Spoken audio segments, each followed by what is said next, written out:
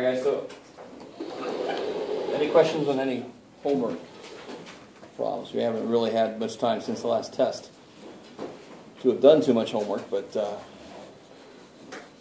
any lingering questions on anything? Okay. Just remind you guys, the test corrections aren't due until the day of the next test. And I've already had one person come by and just say, could you double check my answers? I certainly will do that before you officially turn it in. You only get to turn those in once. Or you can't correct, then correct, incorrect, incorrect. Okay. So it's not a bad idea just to double check and make sure everything looks like it's okay before you officially turn it in. I think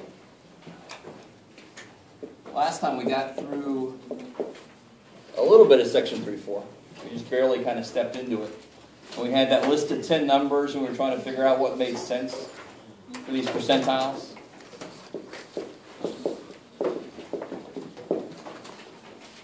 So let's try a problem real quick and see if we remember how this worked.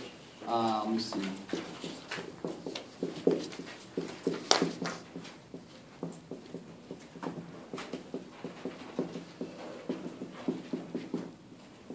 Okay, so given those problems.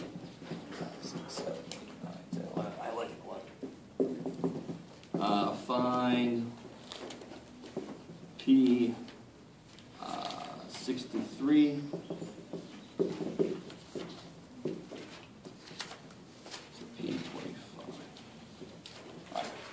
Try that out. If you were not here last time, you might want to just hang out for a minute, unless you've seen this before. All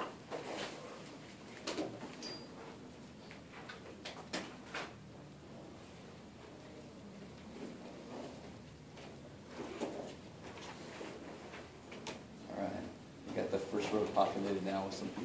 That's good.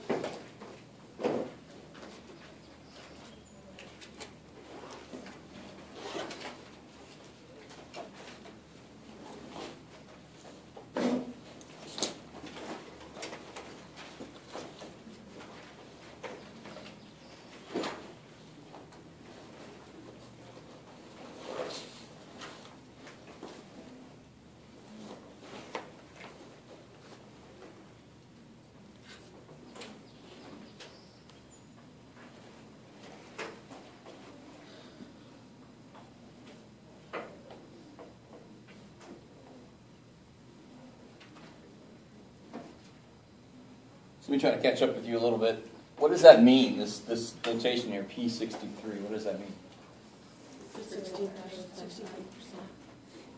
Yeah, 63rd percentile. Cool. And what's how many steps are involved in this problem? Two. There's two main steps. The first one is, where is the answer? And the second step is, go get the answer. And one mistake people make is they do the first step and they stop. And that doesn't make any sense, because very often it's a number that's not even anywhere near any of these numbers. So the first step would be to do what? Yeah, so if I want the 63rd percentile, now notice how I've been nice so far, and I'm not going to be nice necessarily on a quiz or a test. I put it in order. Just like the median has got to be in order for it to make sense, for percentiles it's got to be in order to make sense. So this is already in order. The first step, though, is if I want the 63rd percentile, I want to go roughly 63% of the way in. Because then I've passed 63% of the people, and that's the whole idea. I want that much below my answer. So what is 63% of 11? 6.93? Cool. And what do you do with that number always? If it's not a whole number, round it up. No matter what. If it would have been 6.03, I would have rounded up to 7. So this goes up to 7, which means the 7th number is the answer. The answer is not 7. 7 wouldn't make any damn sense. It's like below the lowest one. How could that be the 63rd percentile? I made a 7, yeah. No, it's not good. It's bad. Right? So the second step is go get the answer. So you just got to look at the seventh number. Yeah. So P63 is 48, if I counted right.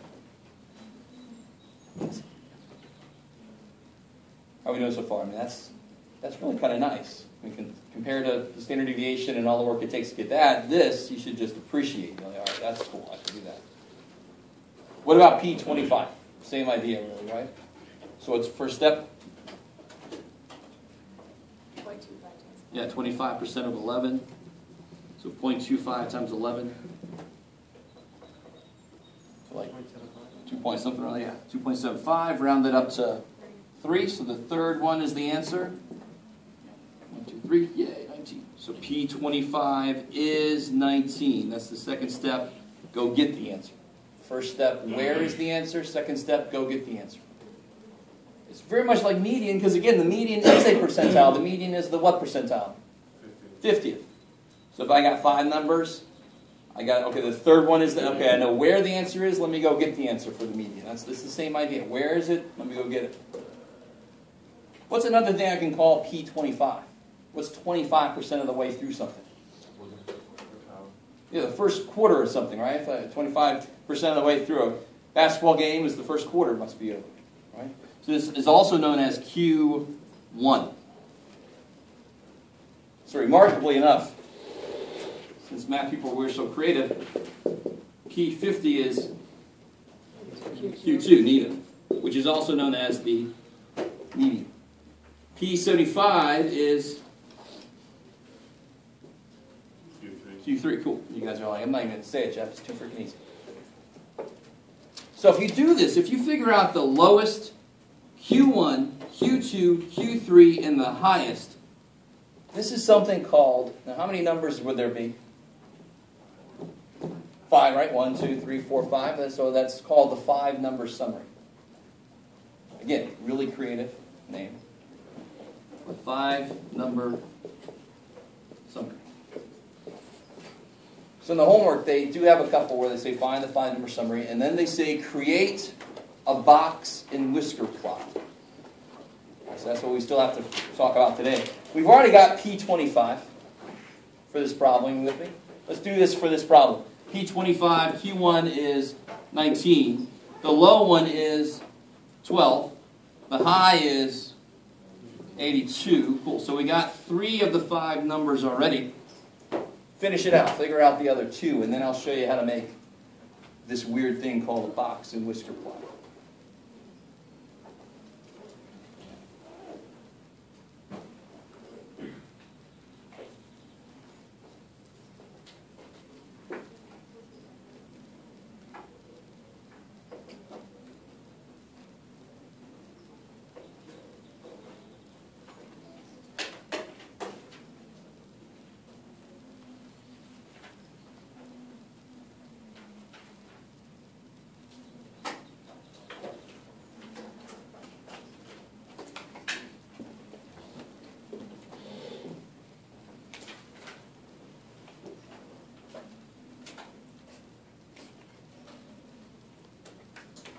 Now that I've waited long enough for most of you to have done the work, let me show you a shortcut.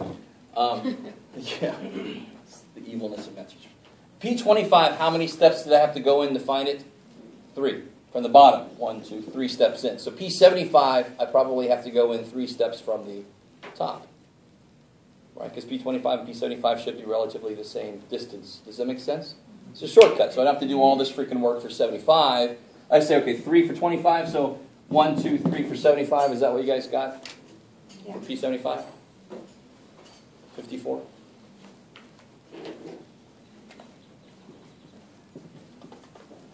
If you do the work, 75% of 11 would be 8.25, which rounds to 9. So 1, 2, 3, 4, 5, 6, 7, 8. There it is. All right.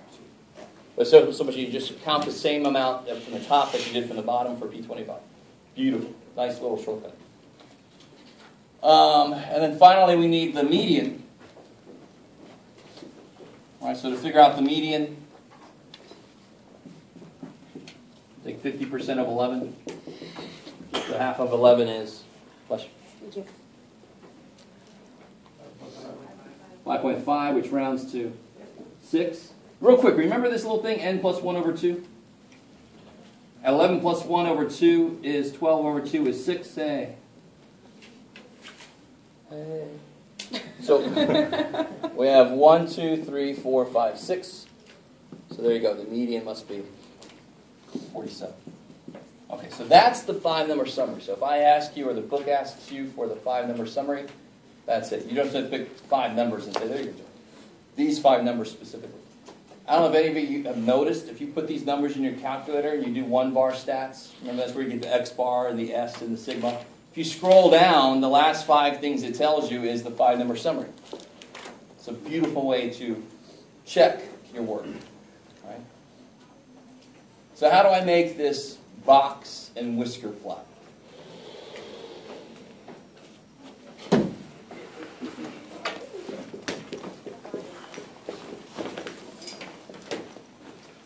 Thank God this is pretty damn easy. All right, this is some of the plots we've done. Well, most plots we've done so far are relatively easy. Histograms are a little freaky. But all I got to do, first thing I got to do is make a good scale to catch everything. My lowest is 12. My highest is 82. So it seems to make sense to maybe start at 10. And I want to end around 80 or so. So maybe I can go by 15, 20, 25, 30, 35, 40, 45, 50, 55, 60, 65, 70, 75, 80. That might be a little too much, Jeff, but I won't. So there's 85 that you can't see at all. And just kind of 20, 30, 40, 50, 60, 70, 80. We'll do that so you guys can see it maybe. So first I'll make a consistent scale where everybody's got a place to go. And here's the beautiful part about this. Put a line over each member of the 5-number summary. So over the 12, I put a line, just like that. Over the 19, 47, where am I at? 54, and 82. Okay, so far so good. And then around the middle 3, you put the box. So far so good. And then you just make whiskers. So this gives you a visual of the range. This gives you a visual of something else. Can anybody tell me now? Remember, don't put this on your graph, but this was Q3 here, right? This is Q2 and this is Q1. So what percentage is in that box? I have faith in you. 75% is below the Q3. That goes too far. What's below the Q1? 25%, because it's the 25th percentile. You guys with me? The idea of percentile is it tells you what percentage is below it. So if there's 75% below that, 25% below that, what's in the middle? 50%. You subtract. Right? Subtract off this piece that you don't want. So there's 75% there, 25% there, so there must be 50% in the box always. So if any of you guys have ever looked at the Princeton College Guide, has anybody ever seen that kind of, or any college guide? Very often they'll tell you the middle 50% SAT grades. I mean, the middle 50% is kind of that this represents what we kind of look like. You know, that's the middle 50%, the core of what's going on at that college. So they tell you the middle 50% SAT grades, the middle 50% incoming GPAs, whatever. So you see this all the time in education. You see this, something like this all the time in science. These are normally error bars then, but still, it's wherever I measure things. So that's how you make a box and whisker. Is that cool? You guys decent with that? Was that difficult? The biggest mistake I see is that people don't make a scale. They just kind of throw, and then every box plot you make will look like that. Every single one I do looks, well, it's because your scale doesn't make any damn sense. This is 10, this is 11, and this is 42. I mean, what the hell is that? So just make a consistent scale. All right, cool. So if there's no questions from that, I was hoping I could maybe get away with one example of those and unleash you on that section. Anybody not feel comfortable? Everyone want to do one more? You guys good? Do one more? Okay.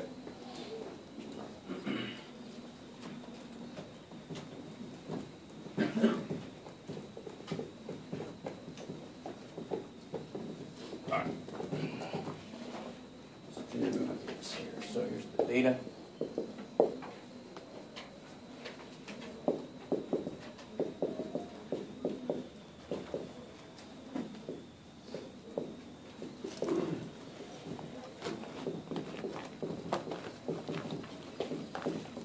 What's it, 1, 2, 3,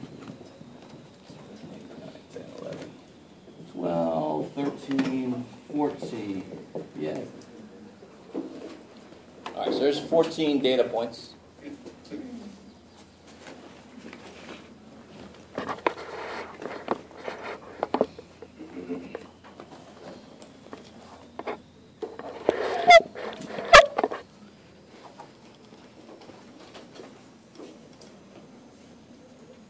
Okay. Yes, ma'am. Is that 69 or 64?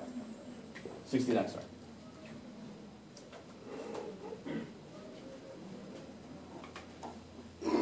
So find the 5-number summary. So two of them are already given to you, the low and the high. So now you just got to figure out Q1, Q2, Q3.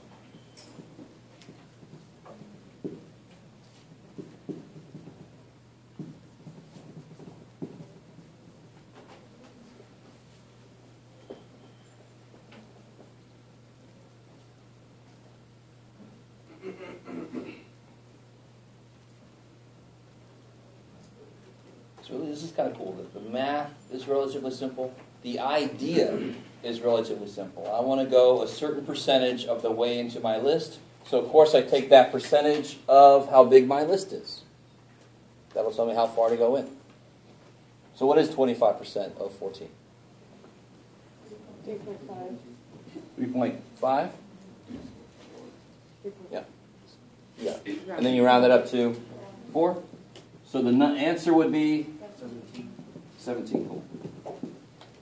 Right now, can you tell me what Q3, how do I get to Q3? Go 4 down. Yeah, just start 4 from there. 1, 2, 3, 4. So Q3 is 69.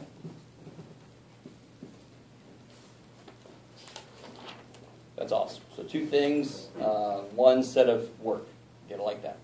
And then to get Q2, half of 14, is growing enough 7. So I wanted to make a data list where you had to do this at least once. Anytime you come out to a whole number, what do? You take that one and the next highest Yeah, one. you take that one and the next one and you average them together. So if it's a decimal, any decimal, you round up to the next whole number, take that one. If it's a whole number, you take that one and the next one and average. So 1, 2, 3, 4, 5, 6, 7. Going to average those 2. When you average 24 and 50, 37. 37 only.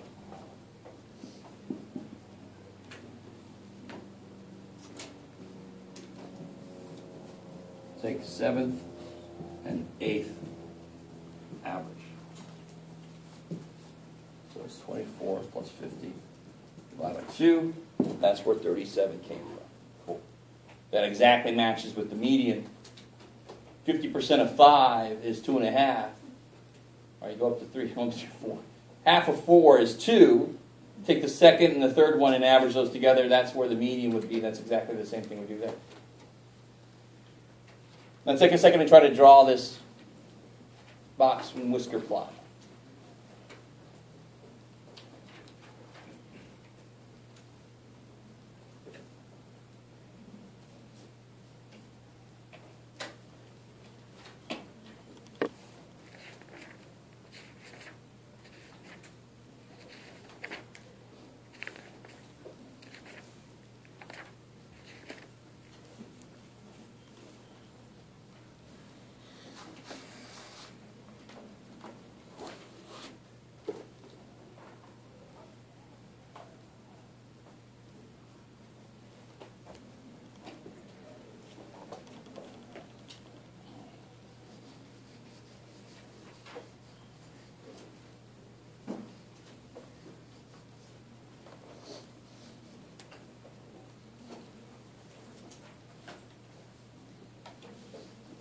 Questions?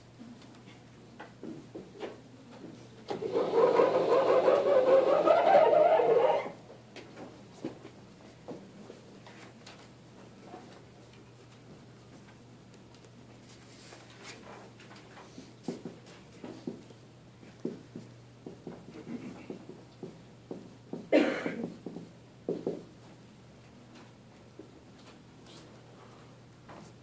have a question. Yeah. Is that you have written before the 4 in A1? Oh, this?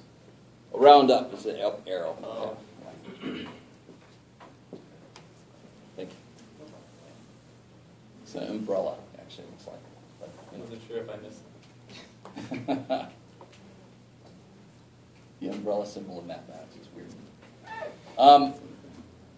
Umbrella Corporation. So where do I put my lines?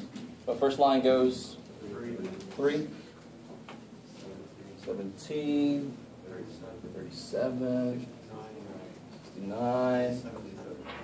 Thank you. Then you put a box around middle 3. And then you just draw the whiskers out. Not a big deal. The true power of these box plots comes when you compare two populations. So if this was like the men's score in the test, with something like this,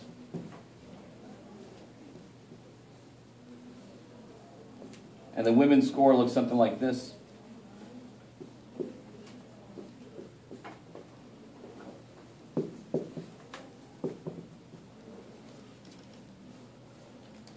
which group had like a better average? I don't even get the average here, but what would you guess who had a better average?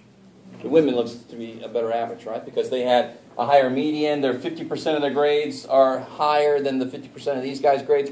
But who had the highest score? Was it a man or a woman? Man. So the men had more variation in theirs, but the women's were a little higher overall. You guys kind of with me? So I mean, if I compare two box plots, that's where the real power of this comes in, because I can see very quickly. Was this work long? Hell no. But I get this crazy useful picture that I can create this kind of picture for all these different data sets and then compare them all very quickly, visually. Beautiful. Okay, this is a lot easier than, say, a histogram. Right? Okay. So now the rest of the day I want to focus on getting into chapter 4, talking about probability.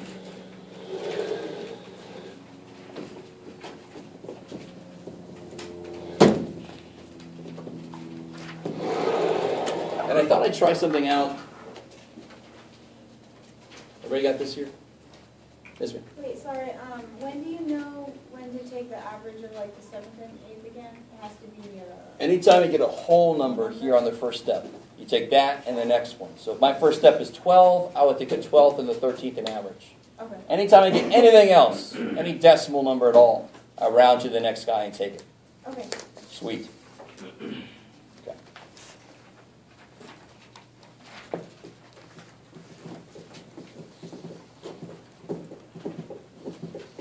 I don't know if you guys remember, I was talking the first day about that thing that's on the homework sheet.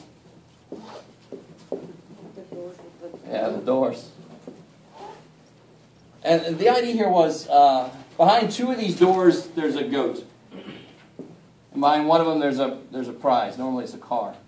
Here's my car. It's the Jetsons car. It folds into a suitcase. So it looks funky, but it's useful. It's very tiny, but oh well. So obviously the contestant has no idea, or else what's the point of the show? So they pick a door, right? And then the host opens up another door. So let's try this out.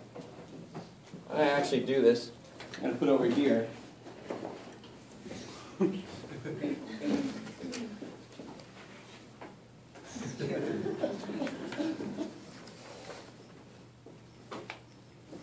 All right, so you know I'm not cheating. All right, so who wants to play? Anybody want to play? Yes, you want to play? You were going. All right, pick a door. So this is door 1, 2, 3. Pick a door. 2. So she picks 2. And I'm going to open up.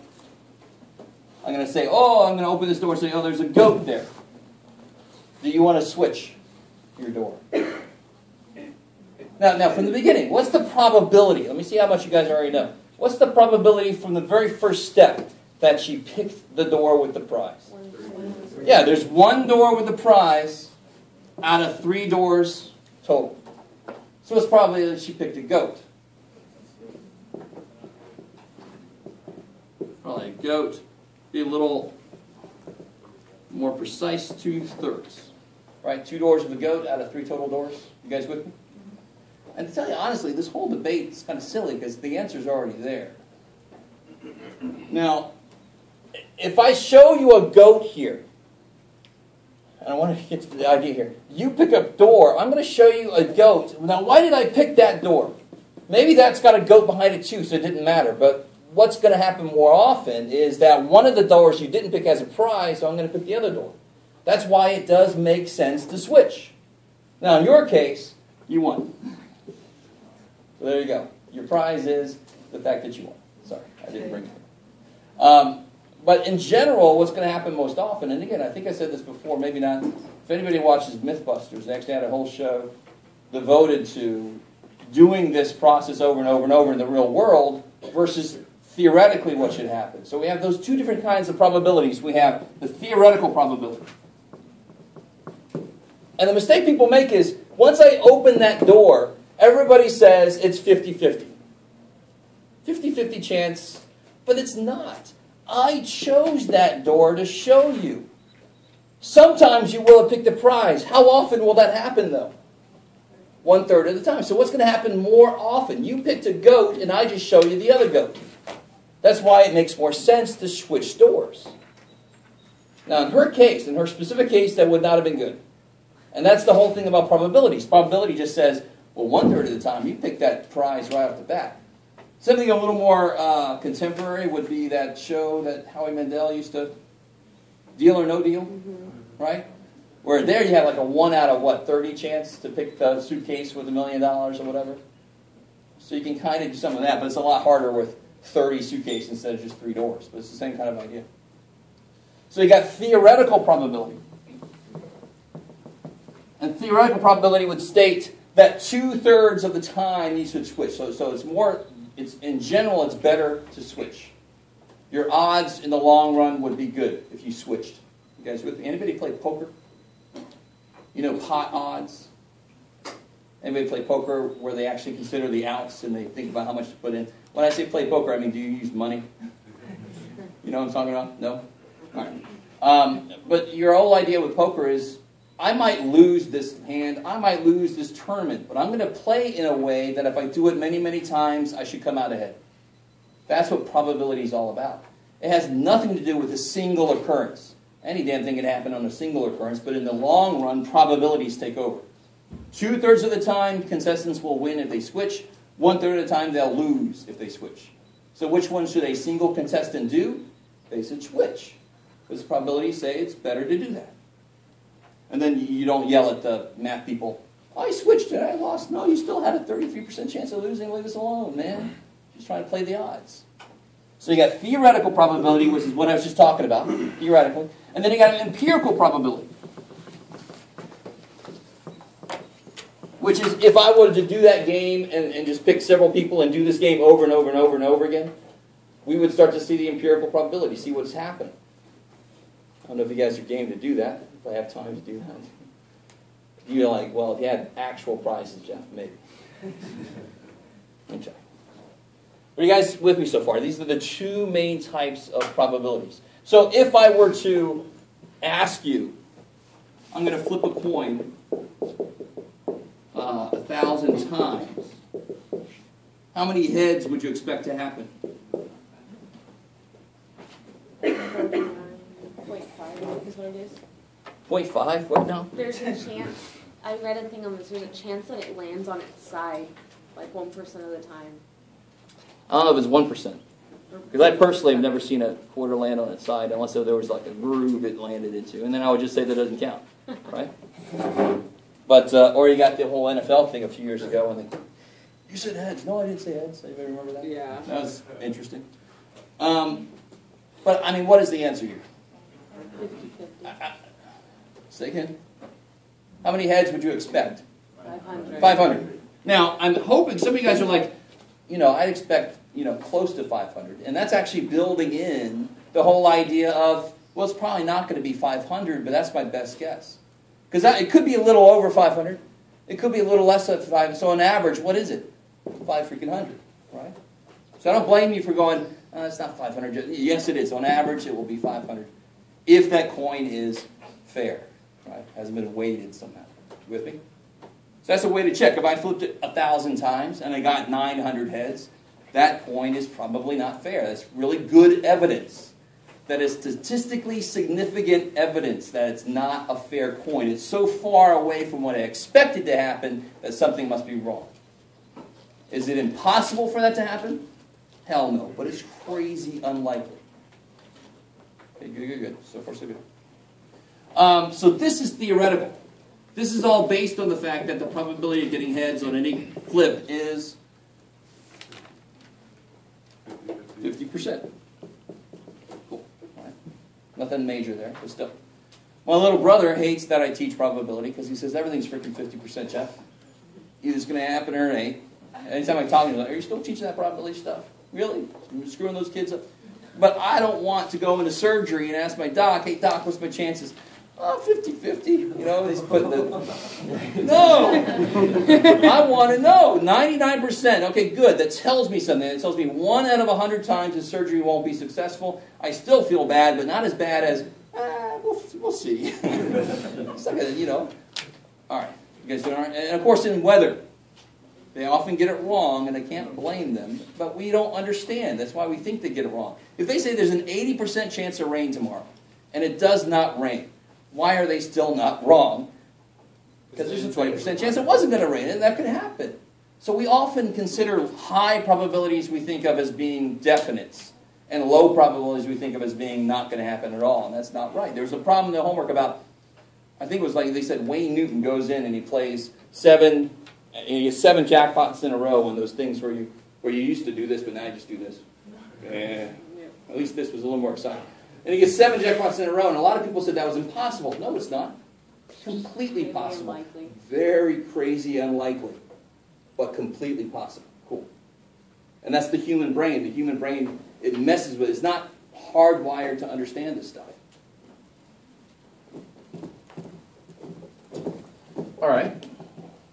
So let me ask you this, and I might want to fire this up as I ask this. How many people in here are not really comfortable with cards? Do you not know cards, like how many suits there are and what the cards themselves are? Feel free to tell me honestly now. I mean, how many suits are there in a deck of cards? 4 suits. 4 suits. What are they? Clubs, spades, and diamonds. Hearts, diamonds. All right, good old Lucky Charms here. Spades, clubs. Cool. All right, and how many of each are there? Anybody know? How many cards in each suit? 13, right? 13. Because overall I'm supposed to have 52. 52 total. All right, there's no jokers in there. Okay, so maybe I don't have to pull this up, because I have like an image I can put up here of a deck of cards splayed out. It sounds like we might be okay. All right. Okay, so far so good. These two have a common thing, and what is the common thing between those? That they are red. So there are 26 red cards, and there are 26 black cards. Cool. And each suit has, we'll consider it an ace high for right now. 2, 3, 4, up through 9, 10, Jack. You can do it, Jeff. Can you? Queen, King. Excited. Okay. How we feel? So, I mean, the reason that we go to cards so often is because it's just so beautifully set up for probability questions. I can ask all kinds of different combinations of questions about cards. I won't only ask about cards. I'll ask about pebbles in a freaking bag, which is exciting. And then I'll ask about real life stuff, very often based on the answers you gave me on that survey. So let me ask you this. Let's get into this a little bit. What's the probability if I pick a card randomly out of a deck of cards? What's the probability I get a queen? 4 and 52. So I want to formalize this idea just a little bit. Because can you understand, if somebody told me the answer was 1 out of 4, can you understand what their reasoning was? If somebody tells me the probability of getting a queen is 1 out of 4, what's their reasoning? It's incorrect reasoning. I want to point that out. Yeah, there's 4 queens, and I want to get one of them. But you don't have a 25% chance of getting a queen because you didn't take into account percent is all about relative to the total number of things that could happen. So a probability in general is the total number of possible outcomes on the bottom, and on the top goes the number that match what you're looking for, right? I like it.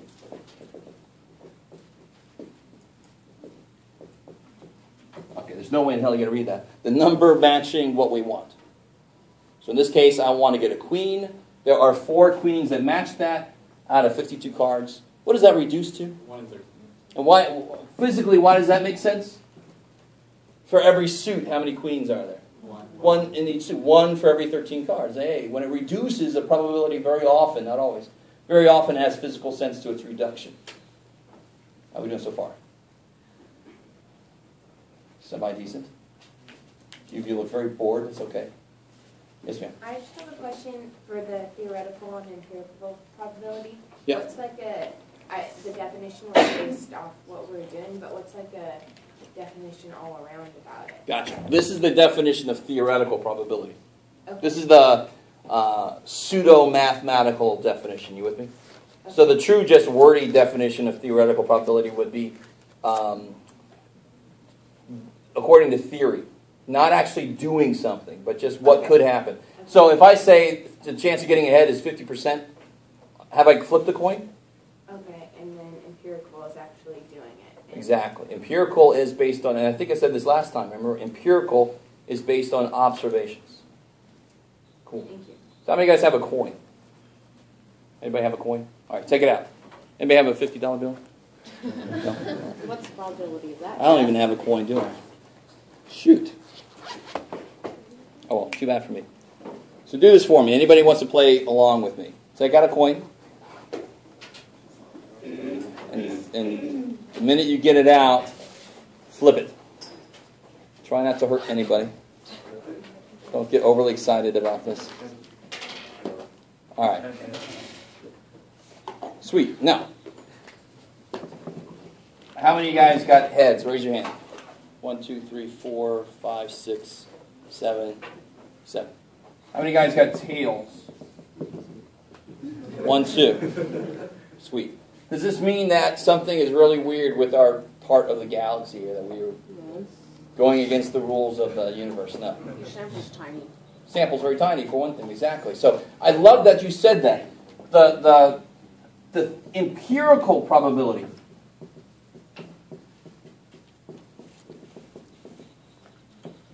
of getting ahead from our observations. What's the empirical probability of getting ahead? 7 out of 9, right?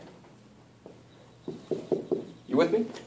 How often do we use that kind of number? Well, more often than you might think, but hopefully it's based on, like you said, a larger sample. Because here's the connection between empirical and theoretical, and I think you'll like this. It's called the law of large numbers. This is not me making this title up. This is the title. And what this says is, as I do something, if I flip a coin, we just flipped it 9 times. So thank you to the 9 people that had change. We flipped it 9 times, and that's empirically. We got a probability that's very far away from what we expected. But we're okay with that. It was a very small sample, right? So the law of large numbers, the idea is, as I do this more and more, we know it's got to start to come towards theoretical.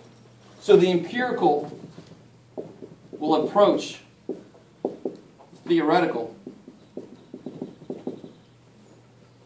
as n gets larger. Does that make sense? As I flip a coin, I can keep track of the probability so far. So if I flip a coin 30 times, I might just get 10 heads, and then the probability of head is 1/3 so far. But if I flip a coin a lot, it better get closer and closer and closer to 50%. That's the law of large numbers. It's also known as the law of averages. I hit a bunch of green lights. I know a red light's coming up in my future because it's got to average out. You with me? Normally it's the other way around, and we're like, where's that green light I'm supposed to get? All right, how are you doing so far? So that's the bridge between those two. This is what we observe. This is what we expect. As n gets larger, it has to approach this, or else our theory is wrong. Or something, one of our assumptions. Flip a coin and I get 1,000 times and I get 1,000 heads. I think my theory where I said that coin is fair is wrong. Something's wrong with that coin. Most likely. Okay. So let me ask you another question about these cards. What's the probability it's a queen or an 8? 8 out of 52. Yeah, so that word "or" kind of it increases the possibilities, right? It could be a queen or an 8. If I said, you or you, pick this stuff up, it's going to get, I don't need you both to do it. I've just increased the probability that it's going to happen, right? If you're looking for a job, if you're looking for a scholarship, it's actually the other way around. It's restrictive, right? So queen or an 8 would be, there's 4 queens, 4 8s out of 52 cards, so 8 out of 52.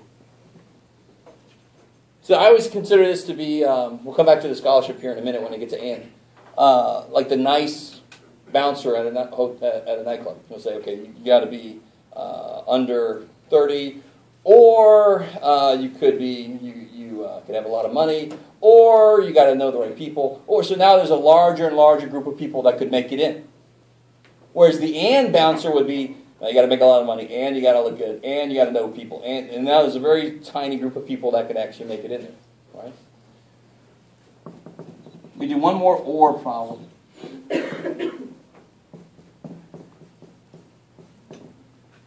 Don't say anything out loud. Think about this for a minute. You guys probably know where I'm going with this.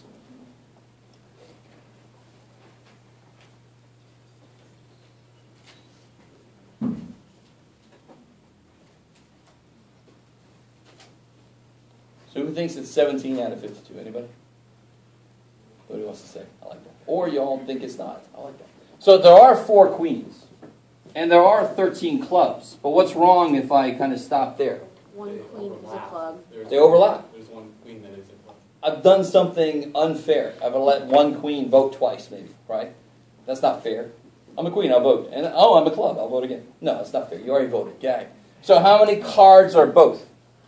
16. 1. One. The queen of clubs. Right? So I got to subtract that 1 off. I've double counted that 1. Or you can just be smart about it and don't double count it in the first place. 4 queens plus 12 other clubs, because I already got the queen of clubs over there. You with me? So you can either be smart about how you put it together, or subtract any off that are both. How are we feeling so far? Is that cool? Well, I didn't have to worry about that here. Because if you're playing with the right kind of deck, you don't have any queens that you just turn over to complete your full house or something with an 8. It's an 8 now. Yeah. Right? You don't have any cards that are both, so it would actually be like -0. There are no cards that are 8 and queen. But there are cards that are club and queen. Queen of clubs. Cool. Okay. So that kind of leads us right into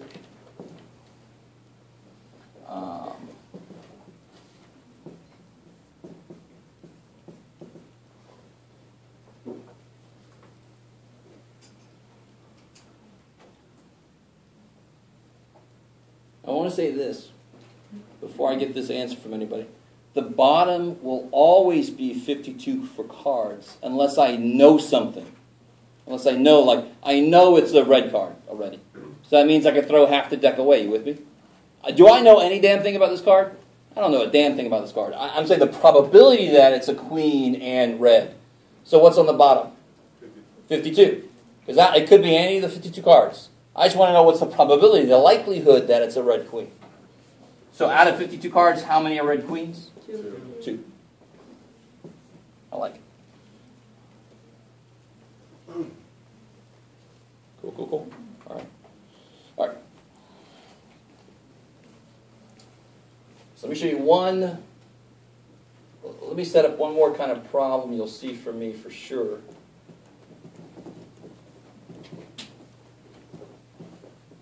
Let's see what you think about this here.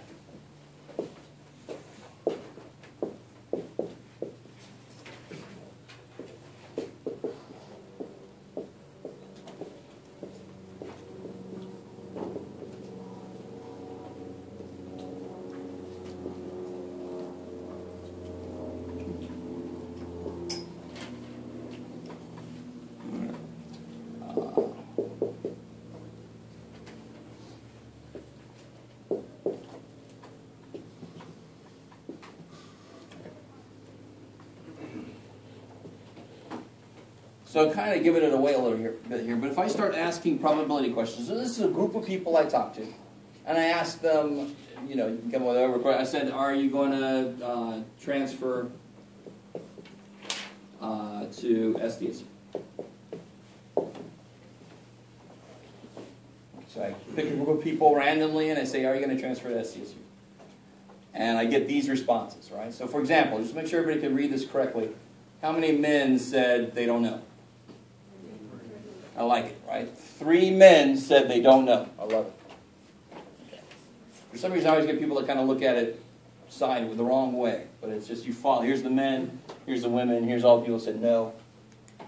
Cool. So if I say something like this, probability that I pick somebody who said no, what's probably a good idea before I even start hitting these kind of problems?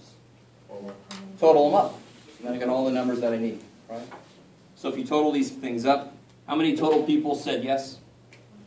25, 26, 5 don't have a clue, 22, 34. Yeah, cool. That's good. And then for some reason I always get this kind of thing. Exactly, yeah, that's my reaction. But you see where that came from? Hopefully y'all had a similar reaction to that. There are 56 here. There's not also 56 here because you just did the same mistake we had over there. You double counted everybody. So just make sure that's 56, and how do you kind of double check yourself? You make sure that's also 56 so you don't leave anybody out. Just don't double it. Okay, cool. Let's see if that takes care of that issue right now. I always get a couple people that do that. So then what is this? What's probably that somebody, I picked somebody that said no if I only pick one person. What's going to be on the bottom? 56. And out of that many, 26 said no. And whatever. Somebody help me out. Let's go ahead and make this into a percentage. 46 point or? 46 points to work. Yeah, cool. I like it. All right, we're doing good so far? Okay.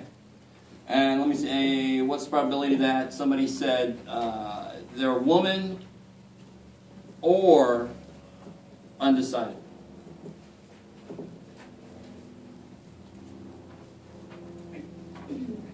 Don't say anything out loud yet.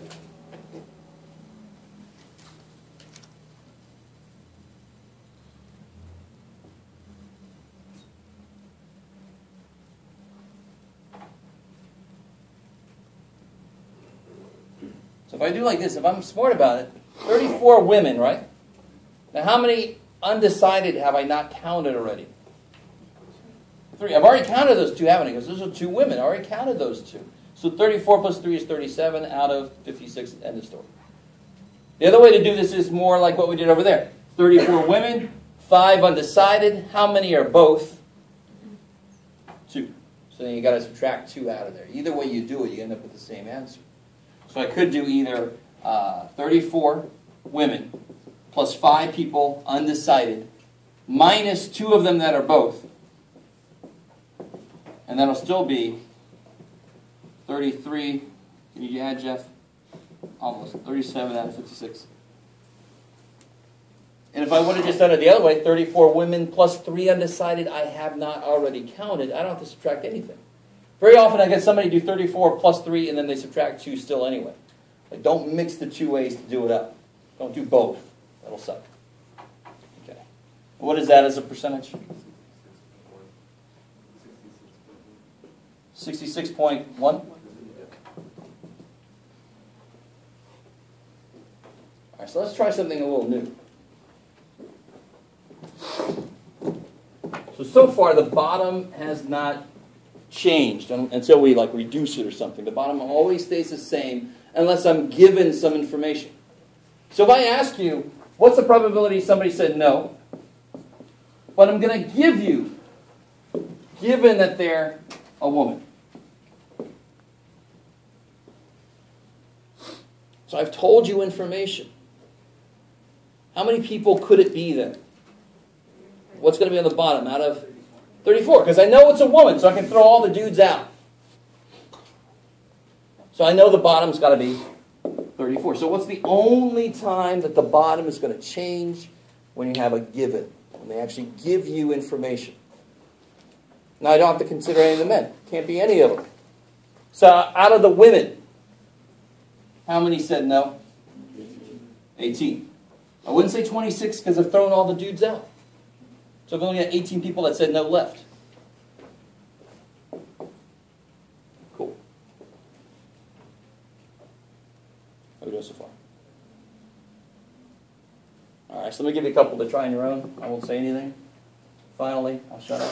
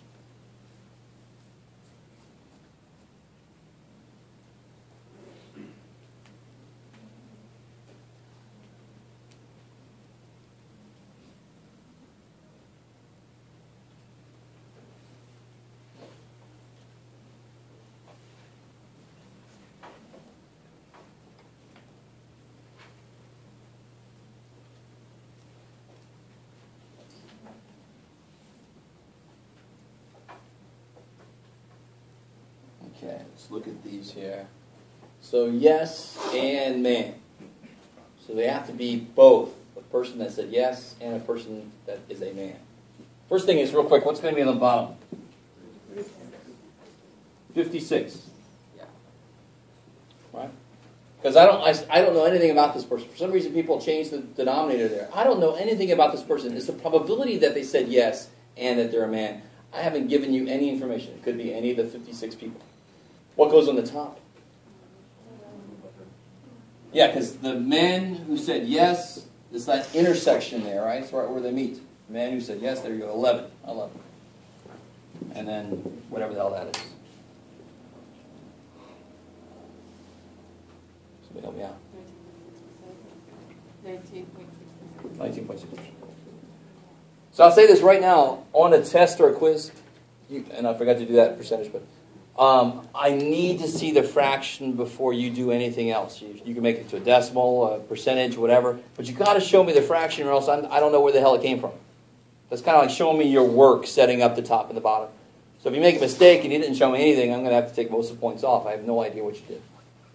What about man? Given yes. Now what goes on the bottom? Yeah, so the yes people, right? Given yes. So 25, be careful. Given yes. So what do I know about the person? They said yes. How many people said yes? 25. I wasn't given that they're a man. Then it would be 22. If I was given that they're a man, it would be 22 people I'm talking about. But I know this person said yes. So how many people am I talking about? 25. Out of those people, how many are men? 11. Oh. And what's that now? 44%. 44%? Yeah. Yeah, of course. That. Cool. And what's the probability of man? Sounds like a very deep question. What's the probability of man by itself? It would be what over what? 22 over 56. And that would be 39.2? I'll just double that guy. 3? All right. Give me a little leeway there.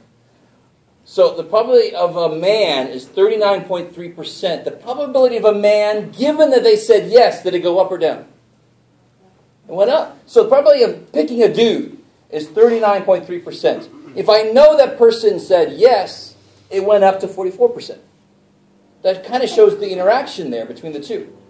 So it's the whole idea of if I see somebody off in the distance coming towards the door and I'm like, is that a man or a woman? Well, it's 50-50 shot with me.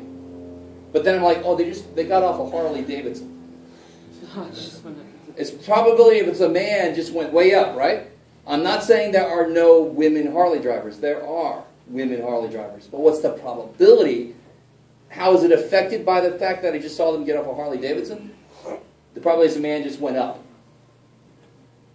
So that's the interaction. That's the thing. That's what the given kind of gives me a feel for is how does this interact with that? How does that change this?